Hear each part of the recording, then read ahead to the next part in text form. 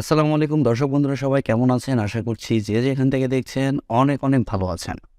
দর্শক বন্ধুরা, ফাইনালি দেশের বাজার কাঁপাতে আসছে Oppo F23 5G। আর এই ফোনটি অলরেডি ইন্ডিয়ান মার্কেটে লঞ্চ হয়েছে, যার বেস ভ্যারিয়েন্টের প্রাইস রাখা হয়েছে 24,999 আর এরকম প্রাইস পয়েন্টে এই ফোনটি অফার করছে Qualcomm Snapdragon 695 5G চিপসেট, পাশাপাশি থাকছে 64 মেগাপিক্সেলের ক্যামেরা এবং আরও থাকছে ফুল এইচডি প্লাসের একটি ডিসপ্লে। সো সব কিছু মিলে এই ফোনটি আসলে কেমন হবে? আর ফোনটি যেহেতু অলরেডি ইন্ডিয়ান মার্কেটে লঞ্চ হয়েছে, সেহেতু এই ফোনটি আমরা দেশের বাজারে কবে পাবো, আর এর দামই বা কেমন হতে পারে, এই সবগুলো বিষয় নিয়ে আলোচনা করব এই ভিডিওতে। সো পুরো ভিডিওটি মনোযোগ সহকারে দেখবেন, আর ভিডিওটি ভালো লাগলে ভিডিওতে একটি লাইক দিবেন এবং ভিডিওটি বন্ধুদের সাথে শেয়ার করবেন। প্রথমে যদি এই ফোনটির ডিজাইন এবং বিল্ড কোয়ালিটি নিয়ে কথা বলি, তাহলে এই ফোনটির ব্যাক সাইডে এবং ফ্রেমে থাকছে প্লাস্টিক, আর ব্যাক সাইডে থাকছে 3টি ক্যামেরা। পাশাপাশি ফোনটির ফ্রেম কিছুটা কার্ভ করা হয়েছে, যার কারণে এই ফোনটি আপনারা এক হাতে ব্যবহার করতে গেলে ভালো গ্রিপ পাবেন। ফোনটির থিকনেস করা হয়েছে 8.2 মিলিমিটার এবং ওজন করা হয়েছে 192 গ্রাম। তবে ভালো ব্যাপার হচ্ছে পোর্টস অ্যান্ড বাটন হিসেবে ফোনে আপনারা সব ধরনের পোর্টস অ্যান্ড বাটন পেয়ে যাচ্ছেন, যেমন 3.5 millimetre headphone jack, type C slot ইত্যাদি। আর এছাড়াও এখানে সেকেন্ডারি নয়েজ ক্যান্সেলেশন মাইক্রোফোনও পেয়ে যাচ্ছেন। পাশাপাশি ফোনে থাকছে হাইব্রিড সিম কার্ড স্লট, অর্থাৎ এই ফোনটিতে আপনারা একটি সিম কার্ডের পাশাপাশি একটি মাইক্রো এসডি কার্ড ব্যবহারের সুযোগ পাচ্ছেন। আর আপনি যদি মেমোরি কার্ড ইউজ করতে না চান, সেক্ষেত্রে 2টি সিম কার্ডই ব্যবহার করতে পারছেন। এই ফোনে ব্যবহার করা হয়েছে সাইড মাউন্টেন ফিঙ্গারপ্রিন্ট সেন্সর, যা খুবই ফাস্ট এবং অ্যাকুরেট। ফোনটি মার্কেটে 2টি কালার ভেরিয়েন্টে পাওয়া যাবে, একটি হচ্ছে কুল ব্ল্যাক এবং আরেকটি হচ্ছে বোল্ড গোল্ড।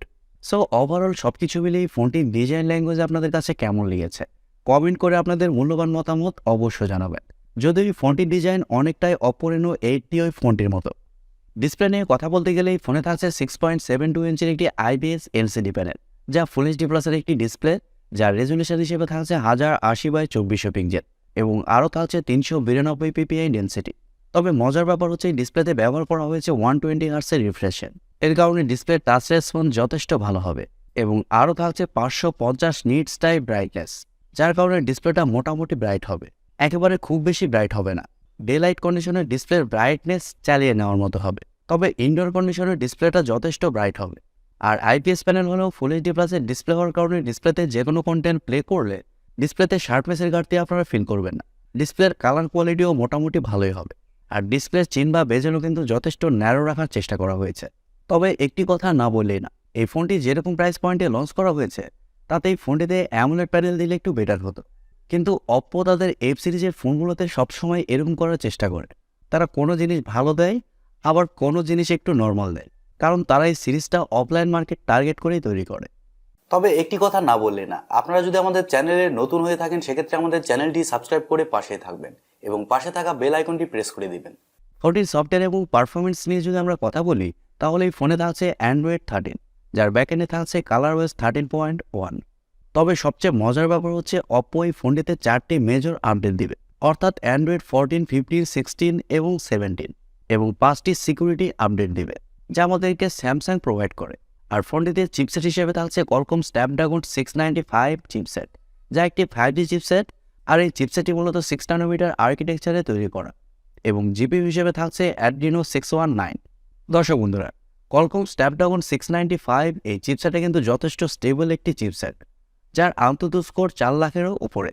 এক কথায় বলতে গেলে এই চিপসেটকে ভালো চিপসেট বলা যেতে পারে, যেখানে আপনারা মোটামুটি ভালোভাবে গেমিংও করতে পারবেন, এবং ডে টু ডে ইউজ করার জন্য এই চিপসেটটি ভালো চিপসেট। আর Adreno 619 এই জিপিইউটি থাকার কারণে যে কোনো হাই লেভেলের গেমস মিডিয়াম সেটিংসে আপনারা ইজিলি খেলতে পারবেন। মিডিয়াম সেটিংসে গেমস খেলতে গেলে কোনো ধরনের ল্যাগ বা ফ্রেম ড্রপ ফিল করবেন, তবে হাই সেটিংসে গেম খেলতে গেলে এই ফোনটিতে ল্যাগ বা ফ্রেম ড্রপ কিছু ক্ষেত্রে ফিল করবেন। ফোনটি শুধুমাত্র একটি ভেরিয়েন্টে লঞ্চ হয়েছে, 8GB র্যাম 256GB রম, যার স্টোরেজ টাইপ হিসেবে থাকছে UFS 2.2 এবং র্যাম টাইপ হিসেবে থাকছে LPDDR4X। ক্যামেরা সেকশন নিয়ে কথা বলতে গেলে ফোনটির ব্যাক সাইডে থাকছে 3টি ক্যামেরা, যার মেইন সেন্সর হিসেবে থাকছে 64 মেগাপিক্সেলের একটি ওয়াইড সেন্সর, যা f1.8 অ্যাপারচার, এবং সেকেন্ডে থাকছে 2 মেগাপিক্সেলের একটি মাইক্রোস্কোপ সেন্সর, পাশাপাশি থাকছে 2 মেগাপিক্সেলের একটি ডেপথ সেন্সর। এখানে কিন্তু আলট্রা ওয়াইড সেন্সরটা বেশি, আর পার্সোনালি আমার কাছে মনে হয়েছে এখানে মাইক্রোস্কোপ সেন্সর না দিয়ে মিনিমাম একটি আলট্রা ওয়াইড সেন্সর দিলে কাজের হতো। যাই হোক, ফোনটির ব্যাক ক্যামেরার ফিচার হিসেবে থাকছে LED ফ্ল্যাশ HDR প্যানোরামা, তবে ব্যাক ক্যামেরা দিয়ে আপনারা শুধুমাত্র 1080pতেই শ্যুট করতে পারছেন, তাও আবার 30 fps। তবে সেলফি ক্যামেরা হিসেবে এই ফোনে থাকছে 32 মেগাপিক্সেলের সেলফি ক্যামেরা। আর সেলফি ক্যামেরা দিয়েও আপনারা শুধুমাত্র 1080pতেই শ্যুট করতে পারছেন। ফটো কোয়ালিটির কথা বলতে গেলে এই ফোনটির ফটো কোয়ালিটি মোটামুটি ভালোই হবে। এবার আসলে আমাদের দেখার পালা বাংলাদেশের ওয়েদারে এই ফোনটির ফটো কোয়ালিটি এবং ভিডিও কোয়ালিটি কতটা বেটার হয়। ফোনটির আরেকটি ভালো দিক হচ্ছে এই ফোনে থাকছে স্টেরিও স্পিকার সিস্টেম, আর এর কারণে ফোনটির অডিও কোয়ালিটিও খুবই ভালো হবে। এবং আরও থাকছে ওয়াইফাই, ব্লুটুথ, জিপিএস এর মতো আরও অনেক ফিচার। এবং ইউএসবিতে থাকছে ইউএসবি টাইপ-সি 2.0। ফোনটির ব্যাটারি এবং চার্জার নিয়ে কথা বলতে গেলে ফোনে থাকছে 5000 mAh-এর একটি ব্যাটারি এবং চার্জার হিসেবে থাকছে 67 ওয়াটের একটি চার্জার। আর এই চার্জারের মাধ্যমে আপনারা 40 মিনিটের মধ্যেই ফোনটিকে ফুল চার্জ করতে পারবেন। আর ফোনটির চিপসেট যেহেতু পাওয়ার এফিশিয়েন্ট, এর কারণেই ফোনটিতে ব্যাটারি ব্যাকআপও খুবই ভালো পাবে। নর্মাল ইউজে এই ফোনটি আপনারা 1.5 থেকে 2 দিন খুব ভালোভাবে চালাতে পারবেন। তবে আপনারা যদি হেভি ইউজার নন, তারপরে এই ফোনটি আপনাকে সারাদিনের ব্যাটারি ব্যাকআপ দিবে। ব্যাটারি ব্যাকআপের জন্য এই ফোনটি দারুণ হবে। এবারে কথা হচ্ছে বাংলাদেশের মার্কেটে এই ফোনটি আমরা কবে পাবো এবং এর প্রাইস কেমন হতে পারে। দর্শক বন্ধুরা, প্রথমেই বলেছি এই ফোনটি অলরেডি ইন্ডিয়ান মার্কেটে লঞ্চ হয়েছে। আর শোনা যাচ্ছে আগামী 1 মাসের মধ্যেই ফোনটি আমরা বাংলাদেশের মার্কেটেও অফিসিয়ালি দেখতে পাবো। আর দেশের বাজারে এই ফোনটির অফিসিয়ালি প্রাইস হতে পারে 32 থেকে 33 হাজার টাকা। আর এরকম বাজেট বিবেচনায় চিন্তা করলে এই ফোনটি কিছু ক্ষেত্রে ভালো থাকছে, তবে বেশিরভাগ ক্ষেত্রেই খারাপ থাকছে। তবে অপ্পো এই ফোনটিকে অফলাইন মার্কেটের জন্য তৈরি করে, সেদিকটাও দেখতে হবে। 32 থেকে 33 হাজার টাকা আমরা কি পাচ্ছি? 5G চিপসেট, Qualcomm Snapdragon 695, তবে থাকছে শুধুমাত্র 64 মেগাপিক্সেলের মেইন সেন্সর, যেখানে ওআইএসও থাকছে না। আবার ডিসপ্লে থাকছে 120 Hz রিফ্রেশের যুক্ত ফুল এইচডি প্লাসের ডিসপ্লে, তবে এই প্যানেলটি IPS প্যানেল। তবে অন্যান্য ব্র্যান্ডের দিকে তাকালে এরকম বাজেট সেগমেন্টে আমরা আরও ভালো ফোন মার্কেটে পেয়ে যাব। সো এবার আমাদের দেখার পালা বাংলাদেশের মার্কেটে অপ্পো এই ফোনটি কবে এবং কেমন প্রাইস পয়েন্টে লঞ্চ করে। প্রিয় দর্শক বন্ধুরা, এই ছিল আজকের ভিডিওটি আপনাদের কাছে কেমন লেগেছে কমেন্ট করে অবশ্যই জানাবেন। আর ভিডিওটি যদি সত্যিই ভালো লেগে থাকে তাহলে TechTube চ্যানেলটি সাবস্ক্রাইব করবেন এবং ভিডিওতে একটি লাইক দিবেন। সো আজকের মতো এই পর্যন্তই, দেখা হবে পরবর্তী কোনো নতুন ভিডিওতে। সবাই অনেক অনেক ভালো থাকবেন এবং সুস্থ থাকবেন।